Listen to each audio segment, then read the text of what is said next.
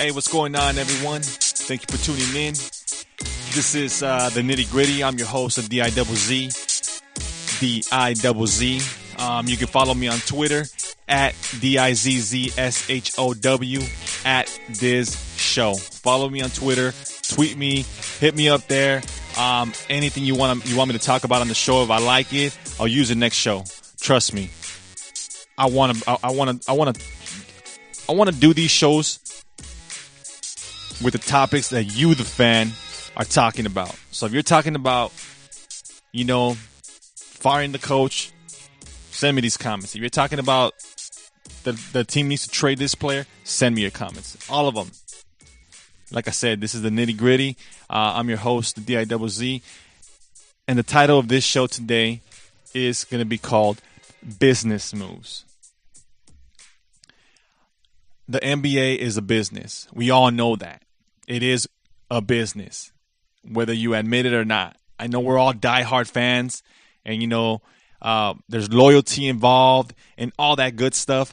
But the truth of it is, the nitty gritty of it all, it is a business. The times have changed. There's no longer any loyalty in the game anymore, unless you're a superstar like a Kobe Bryant, Michael Jordan, Magic Johnson, Tim Duncan, Paul Pierce. I mean, there's a handful of players that involves loyalty. It's a two-way street. It has to be given from the player and the team.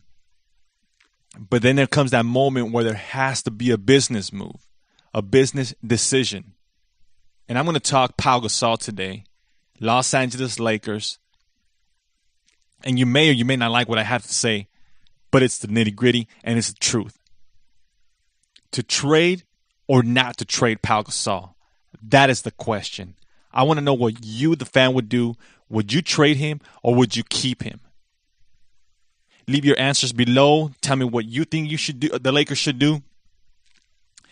And don't leave any jackass comments either, like, you're a dumbass, you don't know shit. Don't be an asshole. Leave a comment. Be a real fan. Think outside the box. Would you trade him? Would you not trade him? What would you do? You're Mitch. Would you keep Pau Gasol? In my honest opinion, my nitty-gritty opinion, the Los Angeles Lakers need to trade Pau Gasol. You have to. I know some of you are probably some of you listening are like, "What the fuck?" I know some of you are probably saying to yourself, "Man, this idiot don't know shit. Who's this asshole? He don't know squat about this team." Blah, blah, blah.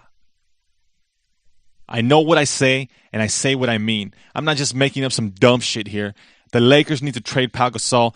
And if you're a real fan thinking outside the box on how to fix this team, you'd say to yourself, you know what? Trade Pau Gasol. Not because he sucks. Not because he's a horrible player. Not because his numbers have been declining the last 3 years. No.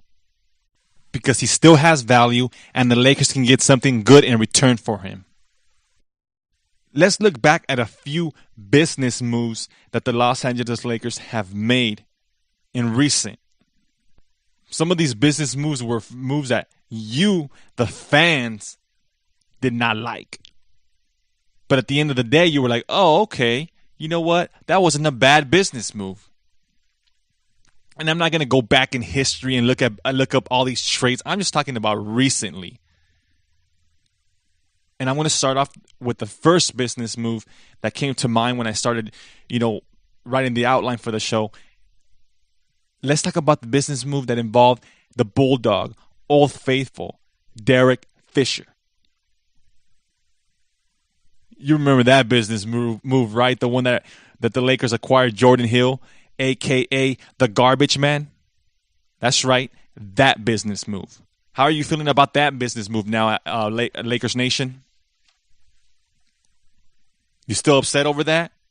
You still upset that we got that diamond in the rough in Jordan Hill, who's playing phenomenal, coming off the bench? What about this business move? The business move that got Mike Brown fired. That business move. Nothing against Mike D'Antoni, because he was my second option to go to be the coach. I was there with you with Phil Jackson. I think they needed someone strong-minded, someone that was already a leader. Nothing against D'Antoni. But the business move that was made by this team was to get Mike D. And that's fine. I'm good with that.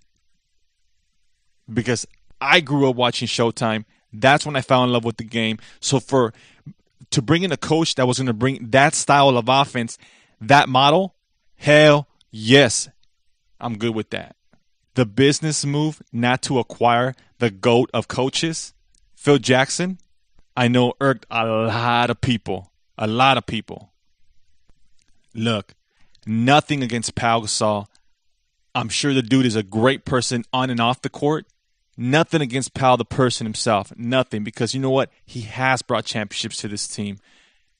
But unfortunately, his time has passed on this team, on this roster, the way it's constructed. I mean, Pau's numbers have dropped big time in the last 3 seasons. He went from averaging 18 points per game to now just 14 points per game. And it's not because Dwight is on the team and Dwight's taking more of the shots. No, it's not. Pau's field goal percentage has dropped from 50%, 52% to 43%. It's not bad. It's not, but not for this team. The dude is 32 years old. He's not getting any younger. He's not getting any better. And he's owed big time money. Huge stacks of money. I'm talking Breaking Bad Heisenberg type of money. 19 mil this year, 19.2 mil next year. That's superstar money. And he's not playing like superstar status. He's not. And I'm not here trying to say we should trade or the Lakers should trade Pau because of his numbers declining. That's part of it.